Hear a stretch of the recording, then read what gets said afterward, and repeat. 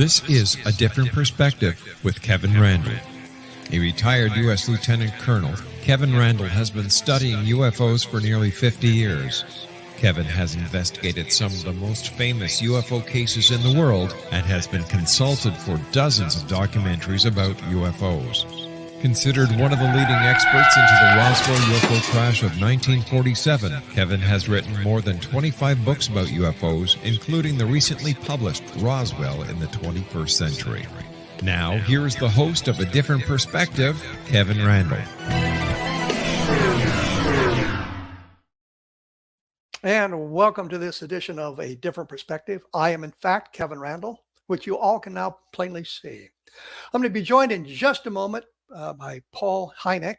He is, of course, the son of Dr. J. Allen Hynek, who was the Air Force consultant to Project Blue Book for, I guess you could say, literally decades.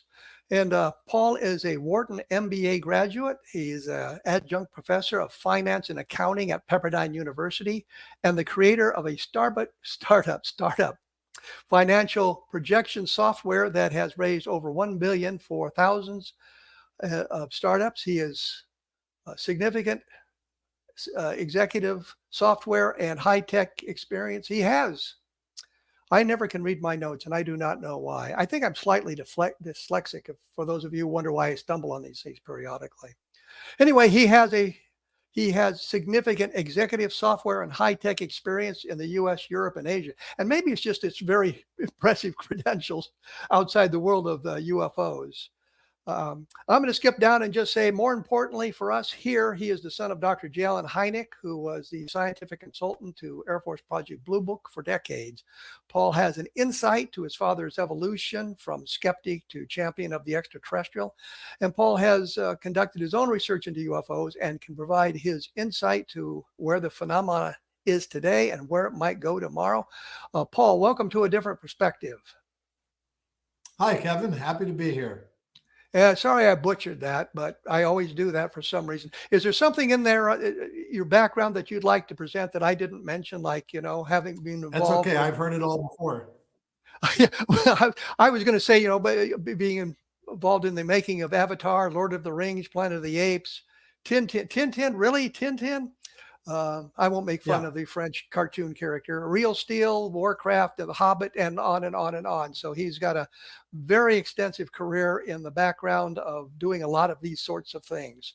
So anyway, I thought I would. The first question I guess popped into my mind when I was thinking about this show was, of course, you grew up with Allen Hynek, and was that the inspiration for your interest in UFOs? And did he talk much about UFOs?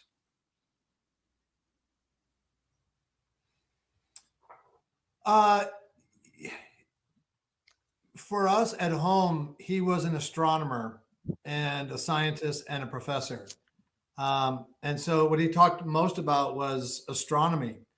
UFOs were kind of a late in life side hustle for him. And he didn't really think of himself as a UFO guy, as opposed to just a professor of astronomy, which was his true passion. He did talk about UFOs a lot. I came along.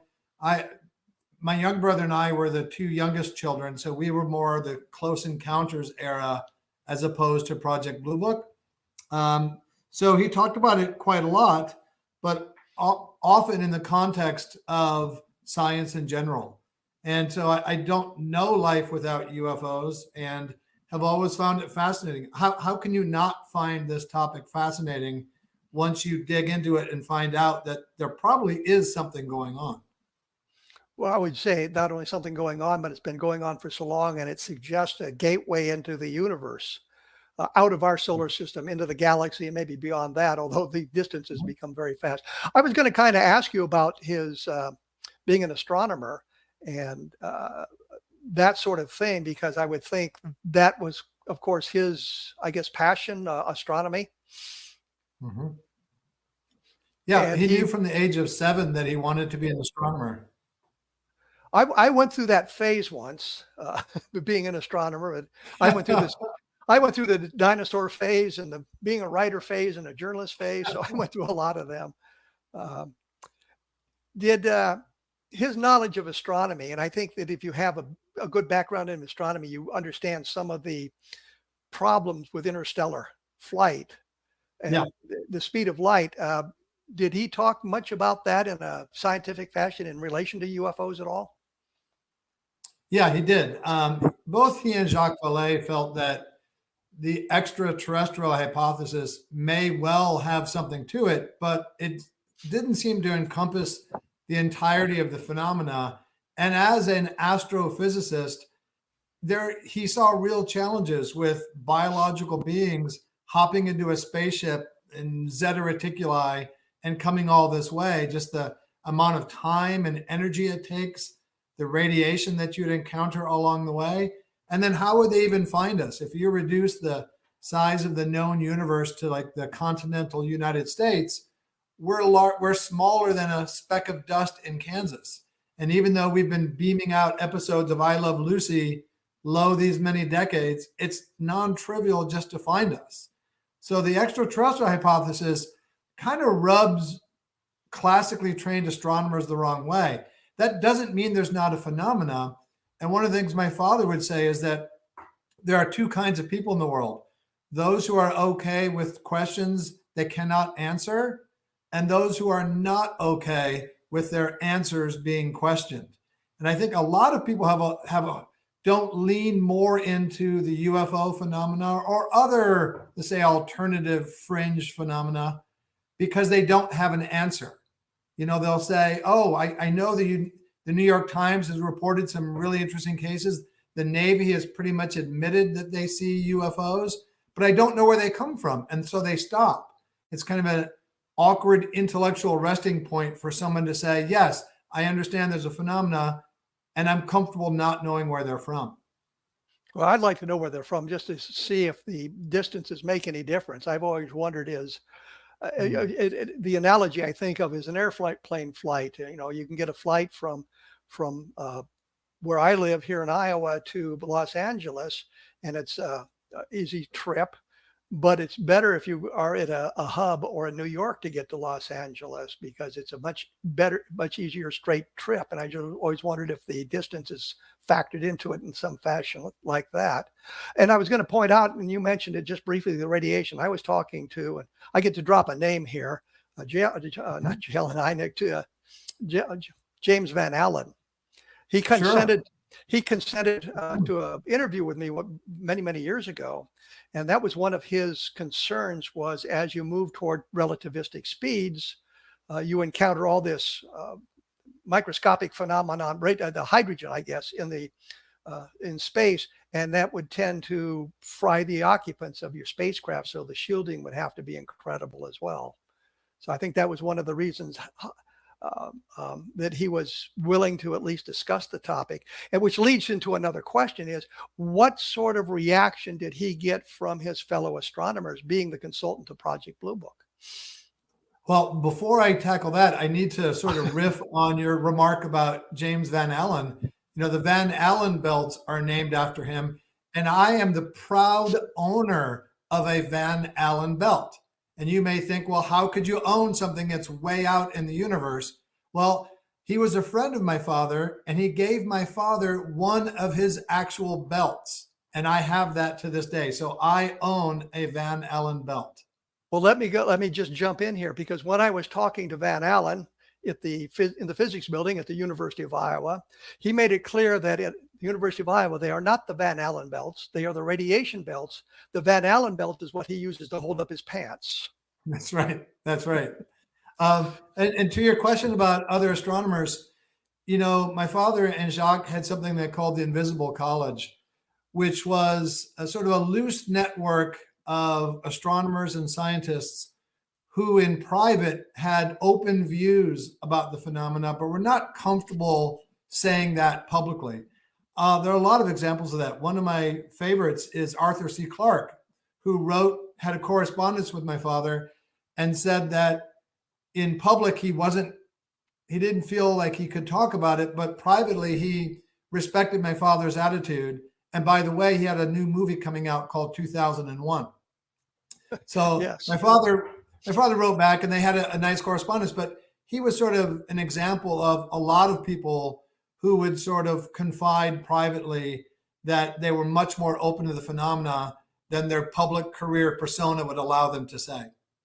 So it's kind of a situation we see today with many different things. If you say the wrong thing in some private communication or something, the next thing everybody is hounding you on social media. Yeah, if you're a professor or an Air Force pilot, talking about UFOs or flying saucers or whatever they were called at the time was not typically a fast track for advancement in your career. Well, I think especially after Vandenberg, who was the Air Force Chief of Staff when they did the estimate of the situation, That's right. suggested that the evidence they had presented in the estimate did not lead to the conclusion of interplanetary as opposed to interstellar craft. And those who prepared the report found themselves out of jobs at Wright-Patterson Air Force Base. They went to other places, but no longer associated with the UFO investigation. So I think that was pretty obvious to anybody who was around at that time. And then you had Project Grudge, which I think was aptly named after that, which had a very dismissive tone overall towards the phenomenon.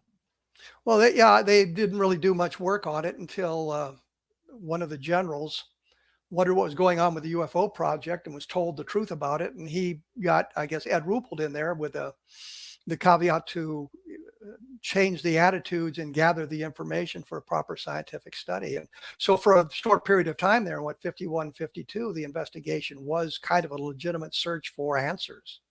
Mm-hmm. Yeah, there's brief periods where we see evidence of genuine inquiries and research, but most of the time, like Project Blue Book, as you know, wasn't a serious scientific endeavor at all. It was a public relations exercise designed to tamp down hysteria. And as somebody once called it, it was the Society for the Explanation of the Uninvestigated. Yeah, you can take a look at the Project Blue Book files and go through them. There's one in later years. A major was investigating a case in Florida, and in his report, he is just so dismissive and suggesting how dumb the people are for seeing these sorts of things. He's not doing an investigation. He's doing basically a hatchet job on all of that.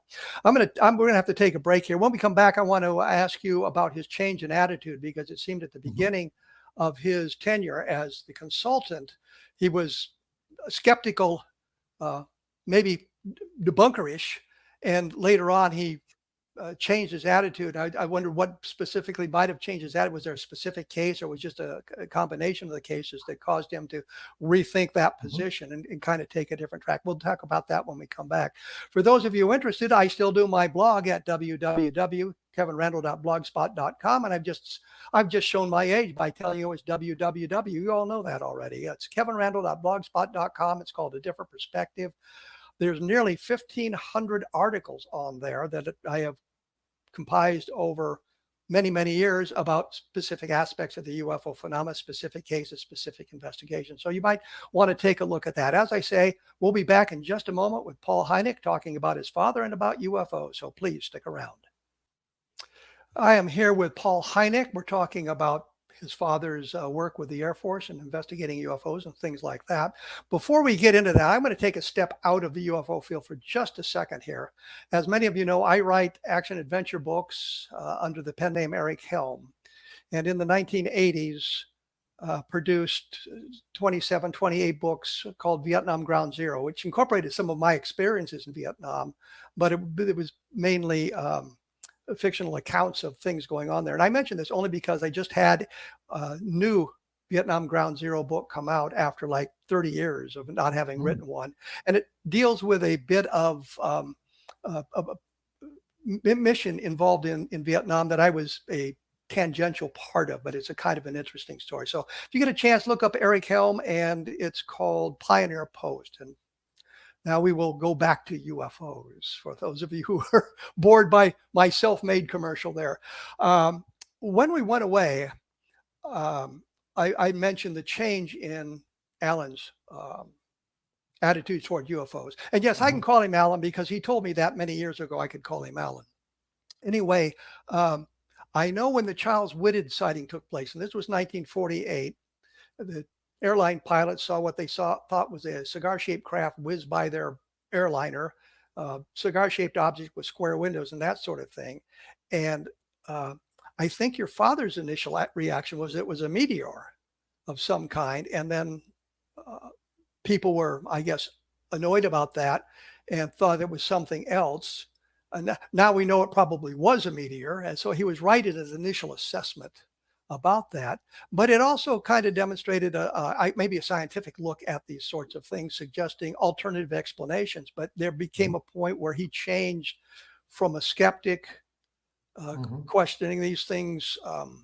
It's not really quite right, but a skeptic looking at these things, I guess, harder than later on, and became more of an advocate for the extraterrestrial hypothesis for UFOs. Do you know what inspired that that change in his attitudes? Yeah, and I would change the framing a little bit. He actually was a debunker at first, and took pride in debunking what he thought was a lot of post-war hysteria. Later, he wasn't so much a champion for the extraterrestrial hypothesis as he was an acceptor of the accumulated weight of the data that suggested there was a phenomenon, irrespective of where they may or when they may come from. It was really sort of the frog in the hot water where it just gradually happens. You get more and more data, more and more cases from very credible witnesses that you just can't ignore anymore, no matter how you felt when you first entered the phenomena. And Jacques Vallée told me that it was the Socorro case in 1964 that was sort of the straw that broke the camel's back on making my father feel comfortable speaking publicly about cases with creatures, with aliens per se. So until that point, he wasn't very comfortable talking about that. But by that point, there have been so many interesting cases that he wasn't a believer, because I don't think scientists really use that word, but he was convinced that there was a phenomenon. Well, that brings up a question. In the Project Blue Book files, I think there are only 3 cases where creatures are mentioned that the witnesses are not labeled as pathological or having a psychological problem, if you see the alien beings. It's an interesting thing that coming out of that environment of Project Blue Book, that a case with creatures would kind of massage his attitudes toward UFOs. I remember talking with him around the time of Close Encounters, and it was there was a lot of stigma in terms of talking about abductions. Abductions was almost a 4-letter word. It's much more common now. But back then, just as a scientist, he was trained as a nuts and bolts astrophysicist. He wasn't trained for the kind of soft science of talking to people about the most traumatic experience they'd had. So it was a process of acclimatization to this phenomena and the more sort of out there aspects in it. Well, it also kind of brings up a thought. I know he got pretty well slammed after the Michigan sightings when he came up with a swamp gas explanation. But I always understood that was he was sent in kind of cold to that area, and as he was getting off the airplane, the reporters were there and says, "What do you think?" And he says, "Well, it sounds like swamp gas," which is a perfectly logical thing to say if you understand the environment, you understand what was going on. But of course, there was a public reaction to that. What kind of ramifications grew out of that? Yeah, and there was the local congressman who took great offense to that, named Gerald Ford, and that was a real stinger for him, because he tried to toe the line between being a genuine, honest scientist and working for the Air Force. And as you know, the Air Force's interest wasn't getting to the bottom of it; it's just making sure that everybody felt that they had it covered, that they didn't have to worry about it. And that was really an incident that was fairly notorious, that showed how difficult his job was, of trying to make everybody calm, but not just sweeping things under the rug. And at the time, that was the first explanation he thought of, and he didn't mean to suggest that after full investigation that there was nothing more to it than swamp gas. Well, as I say, he was caught right at the very beginning of the investigation, and it was kind of ambushed by the question. I think that was kind of as you mentioned, kind of an off the top of his head response to it. Going back to Socorro for a minute, I know from my investigations into Socorro, which grew out of this program, actually, I don't know if you know Ben Moss and Tony Angelo. who I did don't. one of they did some big research into the Socorro case, and during the program they'd said that there were more witnesses than just Lonnie Zamora, the police officer who saw the craft and the creatures.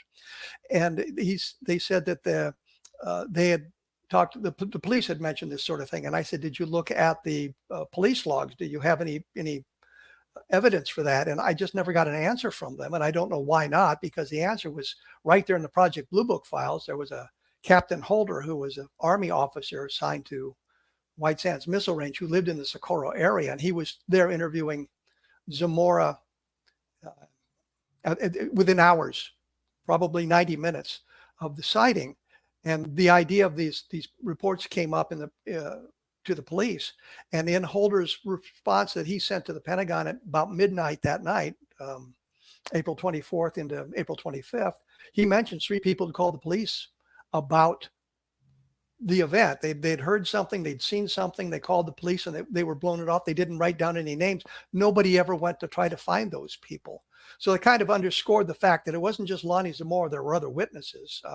And I know your father wanted to go to La Madera, where there was a guy who'd seen a landing, I think the next day, and the Air Force denied him permission. Did he ever talk about those sort of aspects of the case?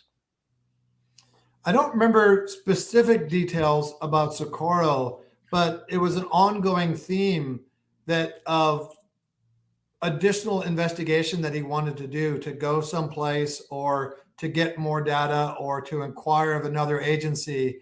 And just time after time, the Air Force said there's no need to do that or move on. So it was a continual exercise in frustration for him. Did he ever discuss this at length with Colonel Quintanilla, who in his book, which I guess is sort of self-published, I think you can find it on the internet. He was, of course, the chief of Project Blue Book, which I know you know that, but some of the audience may not. Went on an investigation with a letter that says, he is authorized to see any top secret projects you have, which might explain this phenomenon to.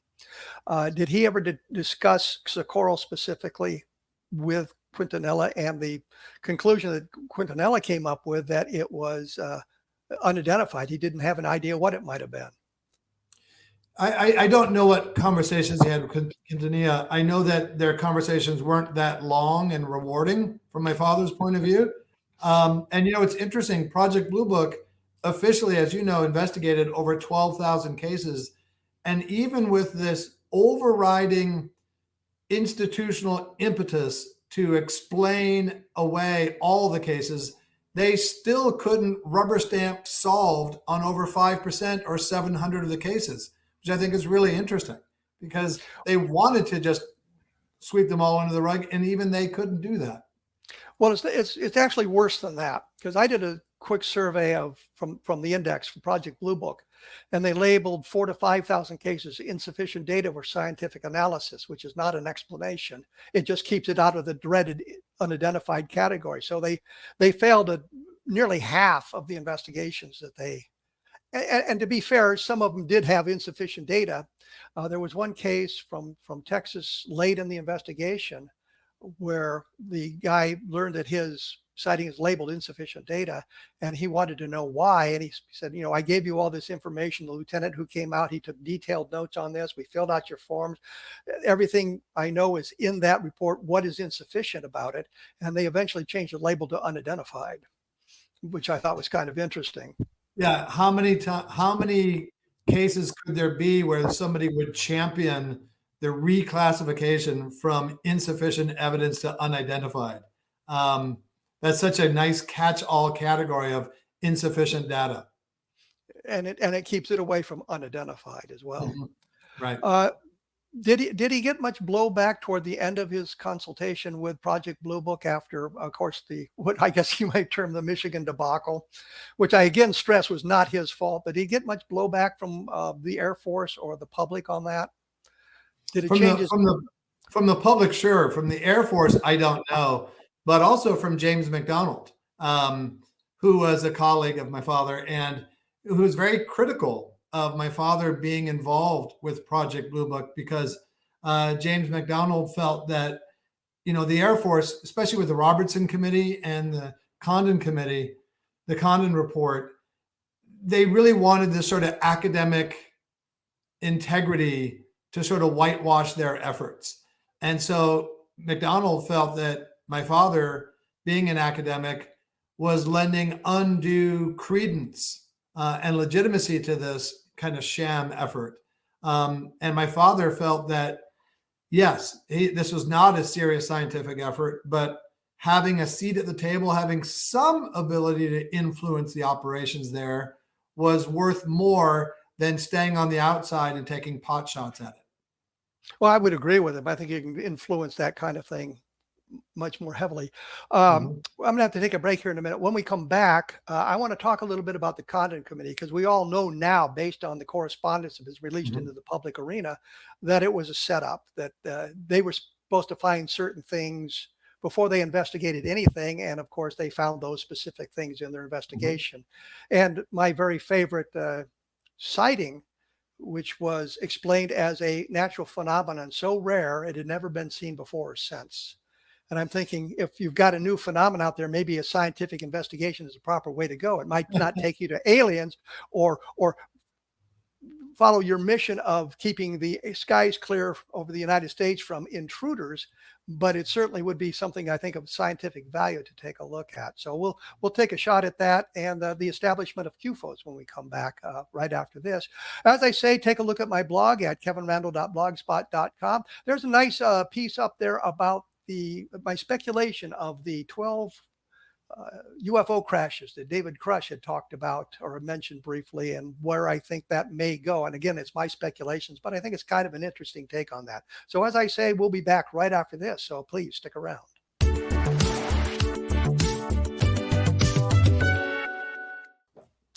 And I'm suddenly back.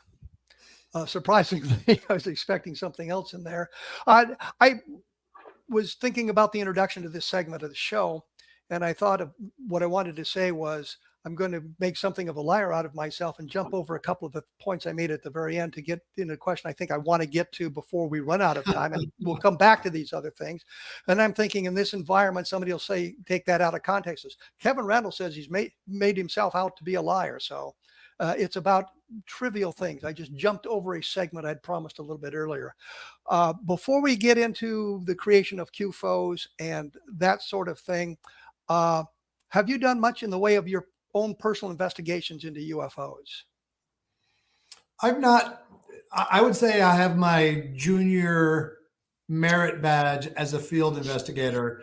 I've done some investigations, but I'm more interested in looking at the overall data and building upon my father's close encounters classification system to sort of chart the strength of the evidence, because Close Encounters talks about the type of experience, but not so much about the specific type of evidence or how compelling it was. But you have gone out on some field investigations. Yes. And I actually took my father out on one in Chicago. We got a call from somebody who said, I'm an alien and I can prove it because I can look directly at the sun. And so I convinced my father to go to see this guy. So we go to the house, we knock on the door, and let's say the guy's name was Edward. And I said, hi, is Edward here? And there's an elderly couple. They said, oh, he's in the basement. And right away, I knew this was not going to be good, Kevin.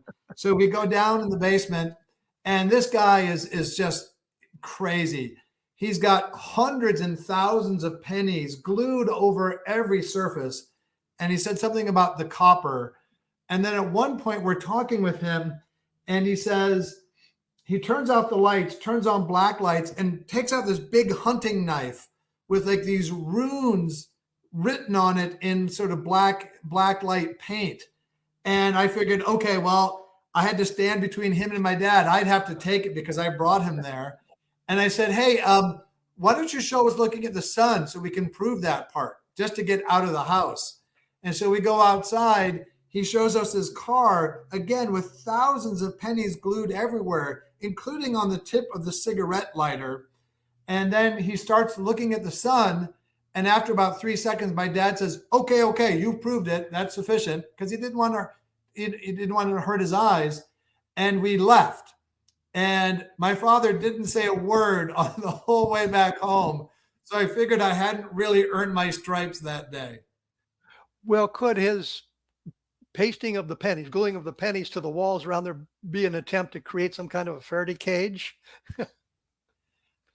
He may have even mentioned that, but he was so scattershot with what he said that I didn't think it was that scientifically rigorous. Have you been out into any field investigations where you didn't run into a penny gluing lunatic? Yes, yes. And I actually went to several sites in New Mexico with Paula Harris and Jacques. And then Jacques and I went to Socorro.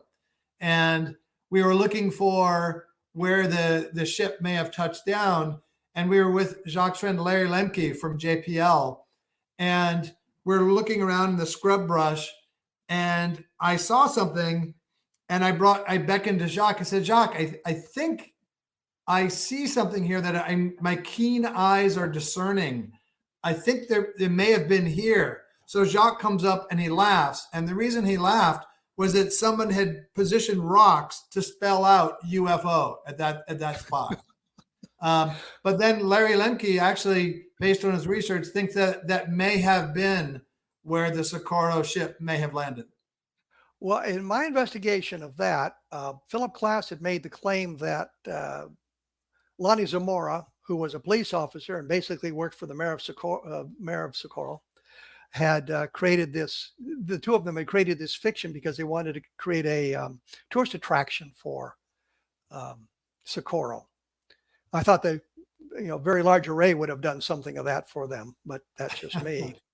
But the point was they had changed the location apparently. That would have been an easier location for the tourists to get to. So the real location has sort of been obscured, but the one with the UFO probably was the right spot. I don't know. But there's a lot of things like that. I mean, the cases like that, I mean, we think of Socorro as a single witness case, Lonnie Zamora, the police officer, being the only witness. And yet when you look deeper into it, you find evidences of other witnesses to that specific sighting. So it's an interesting thing that way. So since you were in New Mexico, what about Roswell? I've never been to Roswell. So I don't know. You're one of the world experts on Roswell, so I kind of hesitate to say anything about it at all. I think of myself as the world expert in Roswell, but I don't think that's universally accepted. Have you read much about it, or what are your feelings about it, just off the top of your head? Well, you have the fact that the base puts out and speaks to the press saying that they've captured a flying saucer, or they have the remnants of a crashed flying saucer. And I don't know nearly as many of the details as you, but just from a mile high point of view, I imagine they were fairly sober individuals who could tell the difference between tinfoil and balsa wood and the makings of a balloon from something that's, say, more exotic or unknown. And that they went to the length to actually say, we've captured something.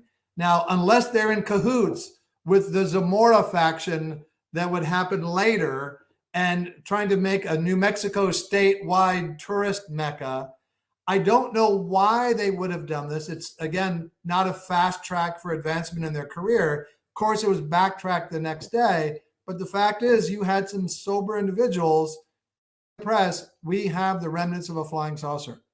So that's a hard thing for me just to move aside from. Well, their press release, which would have, I guess, fallen at the feet of Colonel Blanchard, the base commander at the time. It was by his authority it was released. It didn't seem to impact his career because he ended up with 4 stars and was in line to become the Air Force Chief of Staff. So you have to take a look at that as well. Well, I won't hold your feet to the fire on Roswell anymore on that. I just had to do that for the short plug of my books. Take a look at Roswell in the 21st Century, or Understanding Roswell, the latest 2 books on that specific case. I had mentioned that we would talk about some other things before this break. And I guess what inspired him to set up CUFOS, the Center for UFO Studies, which is now the J. Allen Hynek Center for UFO Studies, in honor of your father? Well, I think in part it was his frustration by having been shackled by the Air Force, having, as we talked about, that front row seat to all the data, but not really being able to freely use it and come to conclusions and talk about the patterns in the data. So when he left Blue Book, he was now free to do what he wanted. He had access to all the data, and he wanted to, being now an unfettered scientist, make some sense of this really enigmatic phenomenon. And what better way to do that than a nonprofit research institution? Did he consult at all with the Condon Committee? Did they contact him at all? He was in touch with them, and you're probably aware that he got a letter. I was going to say, for those who don't know, Condon Committee was a University of Colorado study to look at the data from Project Blue Book and decide if there was anything of scientific value to continue the research and if the Air Force had done a good job on that sort of thing. But the project was funded by $500,000 from the Air Force, and they really had to search to find a university that would even touch the topic. So that's the background of the Condon Committee. I didn't mean to interrupt you. I just wanted to bring some of the people up to date on what the Condon Committee might be. So he got a letter from the Condon Committee, or had some kind of communication with them? Well, from the personal secretary to Professor Condon, who basically said, as you alluded to, that the fix was in. This was not an honest scientific inquiry. This was just the Air Force's attempt to shutter Project Blue Book and to have the whitewashing credibility of academia behind it. Now, it's fun for me because I was paid to speak at the University of Colorado about UFOs several years ago. So a Hynek had a better reception at the University of Colorado after a long time. Well, that's kind of interesting. I noticed in the report there wasn't much mention of your father and that sort of thing. And one of the things that caught my attention, one of the other things that caught my attention was the Levelland case. And this was a case in November of 1957, right, in which an object approached cars and the engine stalled, and there were evidences of landing traces and multiple chains of evidence, which the Air Force kind of blown off. Did your father ever have much to say about that case? Because it was during his tenure. I don't remember much about that case in particular, but one of the things that stands out to me about the Condon report is that the conclusion of the report doesn't even seem to jibe with the data in the report. The data in the report itself is fairly convincing, but again, they just don't even bother to look at what they're reporting to come to their pre-baked conclusion. Kind of the situation we find ourselves in today, where we have a lot of congressional interest and scientific interest and NASA interest in UFOs, or as they want to call them, UAP.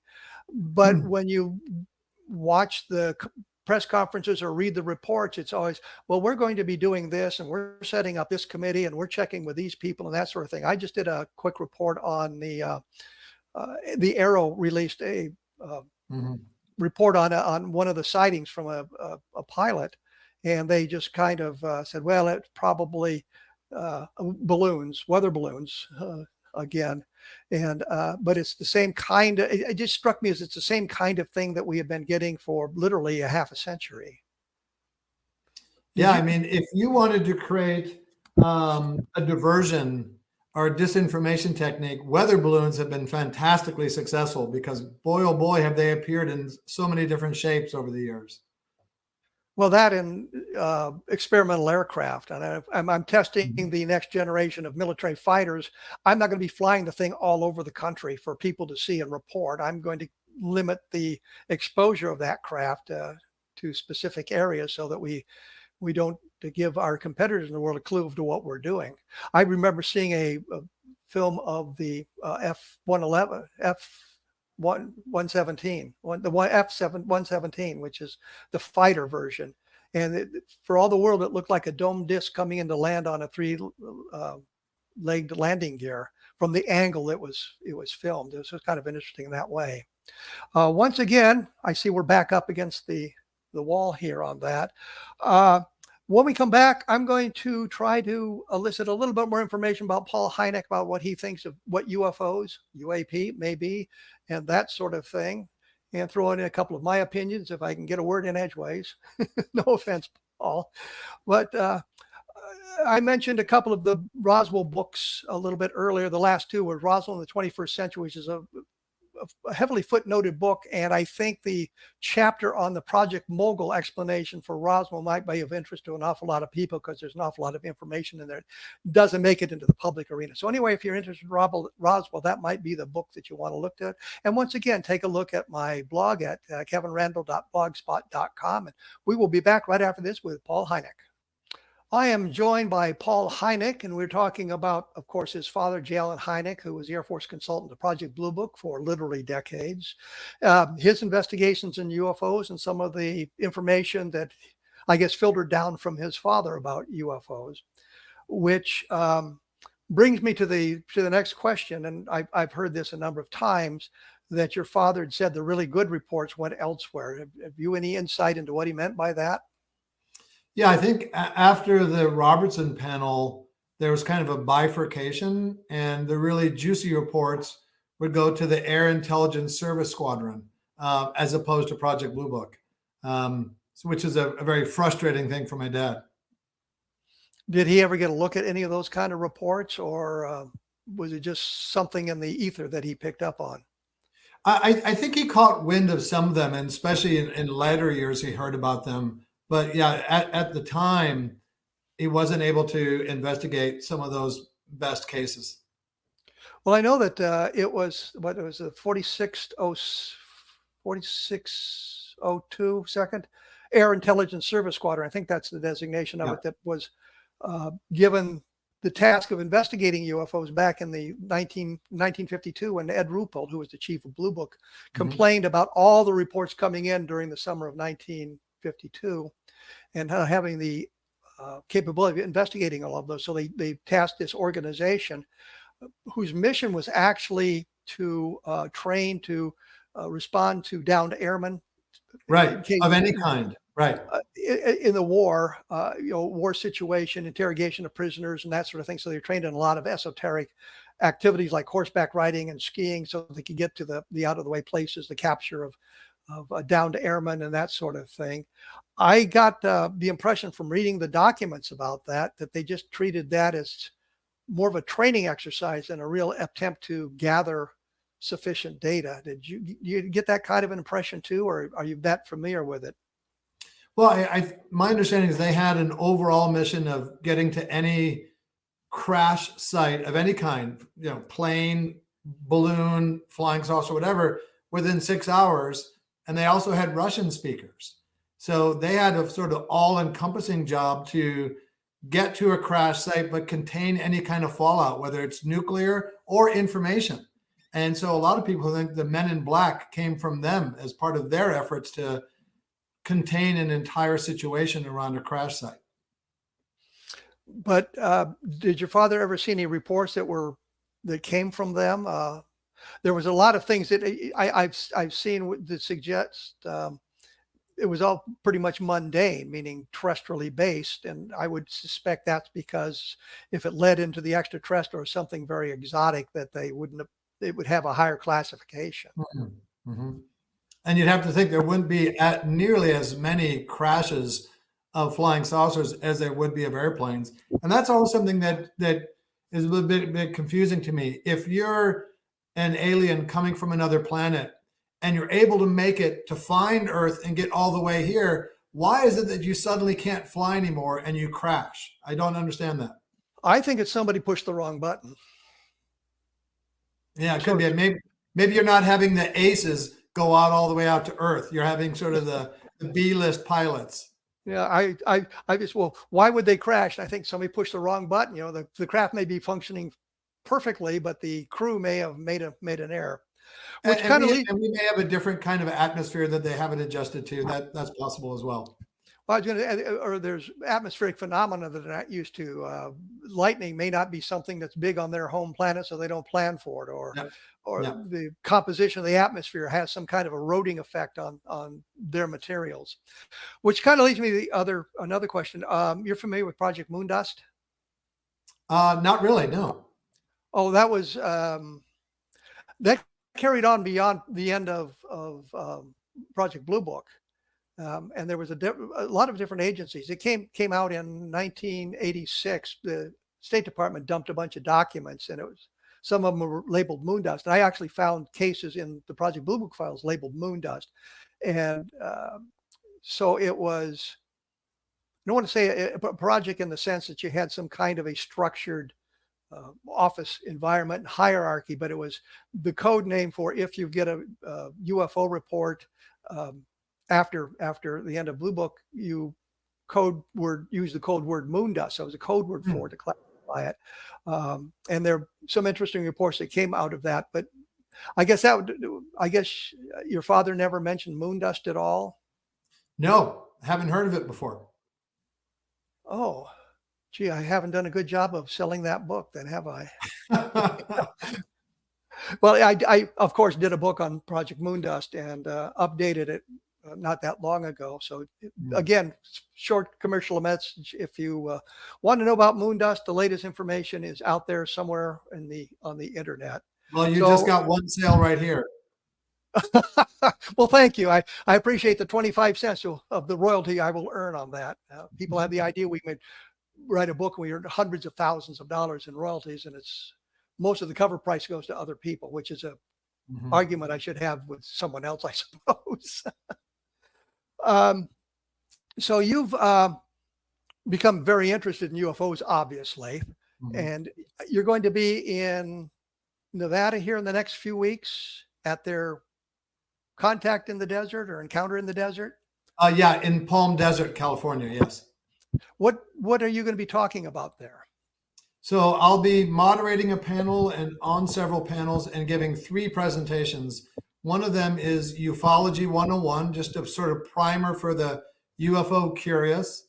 Another one is on my evidence protocol to help people, if they want, demonstrate the objective reality of supernatural encounters. And the other one is a bit further out there. I call it Bitcoin astronomy. And it's what the nexus that I believe exists between UFOs, DMT, and Bitcoin. Yeah, it is kind of out there. You kind of alluded to this earlier, suggesting that the extraterrestrial solution to UFOs may not be the all-encompassing solution. What other things do you think might contribute it? I mean, thinking time travelers, interdimensional communications? How do you rate all of that, putting it into the context of the UFO phenomenon?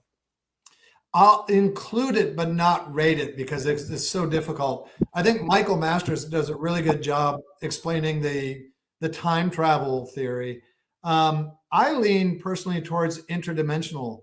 I know my father and Jacques both thought because of what they call the Cheshire Cat phenomenon, where ships would appear and then disappear or go at right angles at very high velocities that didn't really seem to obey our understanding of the laws of physics.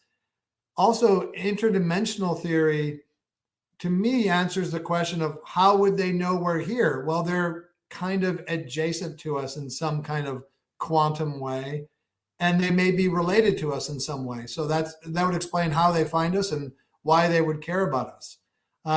So yeah, I think interdimensional for me, it just kind of seems to ring true with some of the more esoteric aspects of the phenomenon. Do you place it above interstellar flight, or is it below there, or on a level playing field with it? Yeah. For what it's worth, I lean more towards that than extraterrestrial.